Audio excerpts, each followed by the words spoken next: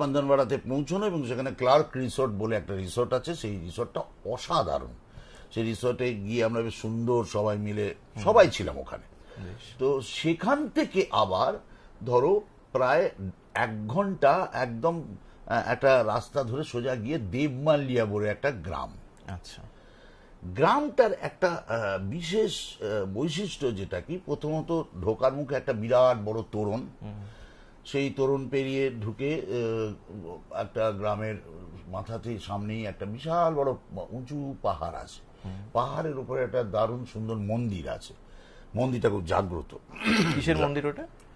এই কিসের মানে, এটা বোধহয় সম্ভবত মহাদেবের মন্দির হবে। আচ্ছা, হ্যাঁ, তো এই কিন্তু গ্রামের মাহাত্ম্যগুলো সব শুনতে আরম্ভ করলাম। আচ্ছা, এই গ্রামে যদি ধরো গিয়ে একটাও কোনো পাথর কেউ বা একটা কিছু জিনিস যদি কেউ রাত্রিবেলায় যে ঘুমোয় লোকজন, ও গ্রামের লোকেরা, তারা কেউ দরজা বন্ধ করে ঘুমোয় না, দরজা খোলা থাকে।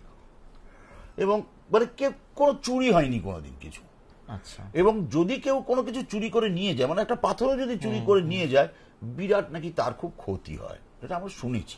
আচ্ছা, ওদের কাছ থেকেই শুনেছি, কারণ গ্রামের অনেকেই কিন্তু ওখানে এই ছবিতে অভিনয় করেছেন।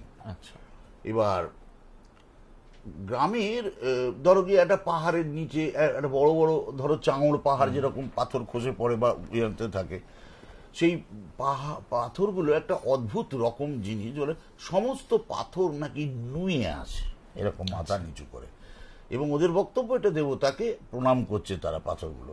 এবং আমরা সেটা দেখলাম, সত্যি কথা এই পাথরগুলো সবই নুয়ে নুয়ে মতন আছে।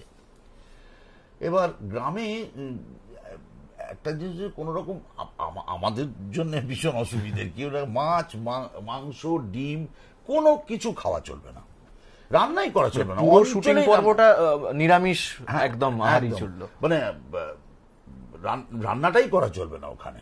আচ্ছা, আর